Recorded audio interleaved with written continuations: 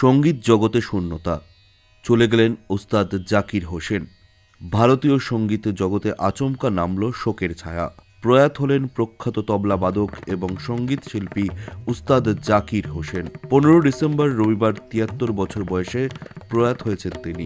ভারতের শাস্ত্রীয় সঙ্গীতের অগ্রগণ্য এই মহান শিল্পীর প্রয়াণ সঙ্গীতের একটি যুগের সমাপ্তি ঘটালো, যা শুধু ভারতীয় সঙ্গীত জগতেই নয়, বিশ্বের সকল শ্রোতাদের জন্য অপূরণীয় শূন্যতা সৃষ্টি করেছে।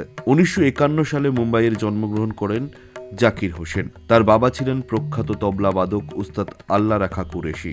বাবার থেকে জাকির পেয়েছিলেন সঙ্গীতের প্রতি আগ্রহ। তার কঠোর প্রশিক্ষণ তাকে বিশ্বের অন্যতম শ্রেষ্ঠ তবলাবাদক হিসেবে প্রতিষ্ঠিত করে। ভারতীয় শাস্ত্রীয় সঙ্গীতকে বিশ্ব দরবারে পৌঁছে দিয়েছিলেন উস্তাদ জাকির হোসেন। পশ্চিমী ক্লাসিক্যাল সঙ্গীত, জ্যাজ এবং বিশ্ব সঙ্গীতের ক্ষেত্রে তিনি অসংখ্য শিল্পীর সাথে সফলভাবে সহযোগিতা করেছেন, যার মধ্যে জন মাকলফালিন এবং রবিশঙ্করের মতো বিশিষ্ট শিল্পী রয়েছেন। তার শক্তি নামক যৌথ প্রজেক্ট সঙ্গীতের এক নতুন দিগন্ত উন্মোচিত করেছিল। জাকির হোসেনের পারিবারিক সূত্রে জানা গিয়েছে, দীর্ঘদিন ধরে রক্তচাপজনিত সমস্যায় ভুগছিলেন তিনি। সম্প্রতি হৃদযন্ত্রের গুরুতর সমস্যা দেখা দেওয়ায় তাকে হাসপাতালে ভর্তি করানো হয়। তার শারীরিক অবস্থার অবনতি হওয়ার খবর ছড়িয়ে পড়তেই দেশে বিদেশে থাকা অনুরাগীরা প্রার্থনায় মনোনিবেশ করেছিলেন, কিন্তু সেই প্রার্থনা আর কার্যকর হল না।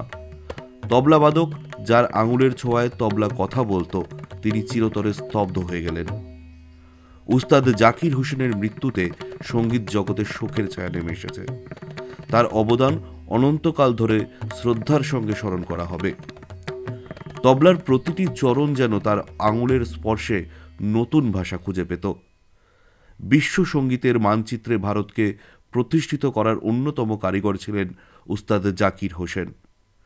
সঙ্গীত শুধু তার পেশা নয়, জীবনের ছন্দ। তবলার প্রতিটি বোল তার আত্মার এক একটি কাব্যিক অভিব্যক্তি।